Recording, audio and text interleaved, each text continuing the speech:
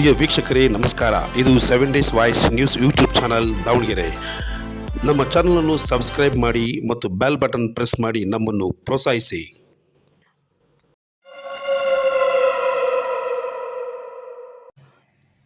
20 ವರ್ಷಗಳ ಹಿಂದೆ ನೀವು ನೆನಪಿಸ್ಕೊಂಡ್ರೆ ದಾವಣಗೆರೆ ನೀರಿನ ಸಮಸ್ಯೆ ವಿಪರೀತ ಇತ್ತು. ಬೇಸಿಗೆ ಬಂತಂದರೆ ನಗರದ ಅದರಲ್ಲೂ ಹಳೆ ಭಾಗಗಳಲ್ಲಿ ಬರೀ ಖಾಲಿ ಕೊಡ, ಖಾಲಿ ಬಕೀಟು, ಎಲ್ಲೆಲ್ಲೂ ನೀರೇ ಇಲ್ಲ.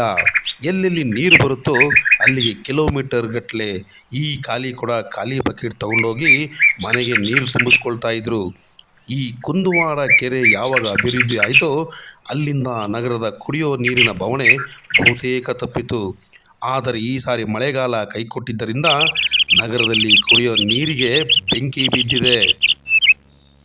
ಇದನ್ನು ಅರಿತ ಮಹಾನಗರ ಪಾಲಿಕೆಯವರು ಆದಷ್ಟು ಪ್ರತಿ ವಾರ್ಡ್ಗಳಿಗೂ ನೀರನ್ನು ತಲುಪಿಸುವ ಪ್ರಯತ್ನ ಶತಾಯಗತಾಯ ಮಾಡುತ್ತಿದ್ದಾರೆ.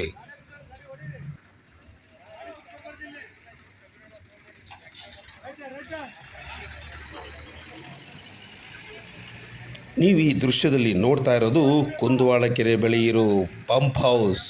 ಈ ಪಂಪ್ ಹೌಸ್ ಬಳಿ ನೂರಾರು ಟ್ರ್ಯಾಕ್ಟರ್ಗಳು ಬಂದು ನೀರನ್ನು ತುಂಬಿಸಿಕೊಂಡು ಪ್ರತಿ ವಾರ್ಡ್ಗಳಿಗೂ ಇಂಜಿನಿಯರ್ ಹಾಗೂ ಕಾರ್ಪೊರೇಟರ್ ಮತ್ತು ವಾಲ್ಮೆನ್ಗಳ ಸಹಕಾರದಿಂದ ನೀರನ್ನು ಪ್ರತಿ ವಾರ್ಡ್ಗಳಿಗೂ ತಲುಪಿಸ್ತಾ ಇದ್ದಾರೆ.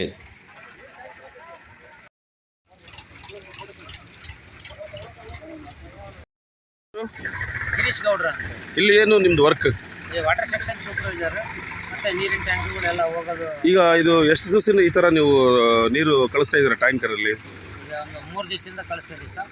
ಯಾವ ಆಧಾರದ ಮೇಲೆ ಕಳಿಸ್ತಿದ್ದೀರಾ ನೀವು ಟ್ಯಾಂಕರ್ಗಳನ್ನ? ಹೆಂಗೆ ವಾರ್ಡಿಗೆ ಹೆಂಗೆ ಯಾರು ಇದರಲ್ಲಿ?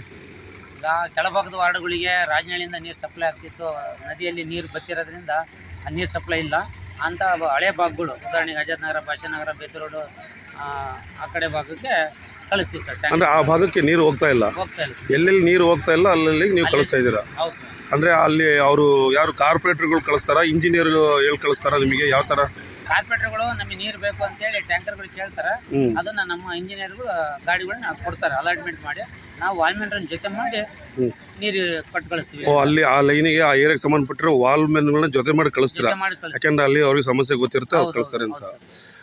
ಈಗ ಪ್ರತಿನಿತ್ಯ ಎಷ್ಟು ಗಾಡಿಗಳು ಹೋಗ್ತಾ ಇದ್ದಾವೆ ಸರ್? ಪ್ರತಿನಿತ್ಯ ನಮ್ಮ ಕಾರ್ಪೊರೇಷನ್ನಿಂದ 6 ನಗರ ಪಾಲಿಕೆ ಗಾಡಿಗಳಿದಾವೆ, ಟ್ಯಾಂಕರ್ಗಳು.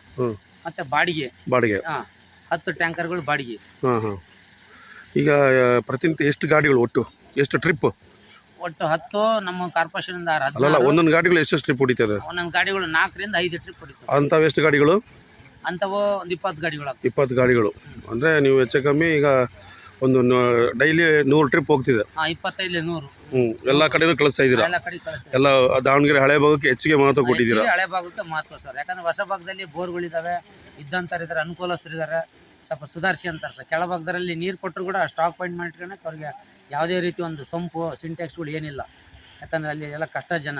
ಮತ್ತೆ ಅವ್ರಿಗೆ ಕೊಡೋದಲ್ಲಿ ಸಣ್ಣ ಸಣ್ಣ ಟ್ಯಾಂಕಲ್ಲಿ ತುಂಬ್ಕೋಬೇಕು. ಹೌದು ಸರ್. ನೀವು ಹೇಳೋದು ಈಗ ಎಕ್ಸ್ಟೆನ್ಷನ್ ಏರಿಯಾಗಳಲ್ಲೆಲ್ಲ ಅವ್ರಿಗೆ ಬೋರ್ ಇರುತ್ತೆ, ಅವರಿಗೆ ಸೆಲ್ಲರ್ ಟ್ಯಾಂಕ್ ಇರುತ್ತೆ. ಹಳೆ ಭಾಗದಲ್ಲಿ ಅಂತಂದ್ರೆ ತೀರಾ ಮಧ್ಯಮ ವರ್ಗ, ಬಡ ವರ್ಗದವ್ರು ಇರ್ತಾರೆ, ಅವ್ರಿಗೆ ಟ್ಯಾಂಕ್ ಇರಲ್ಲ, ಅಲ್ಲಿ ಹತ್ರ ಕಳಿಸ್ತಾ ಇದ್ದೀರಾ? ಸರಿ, ಓಕೆ.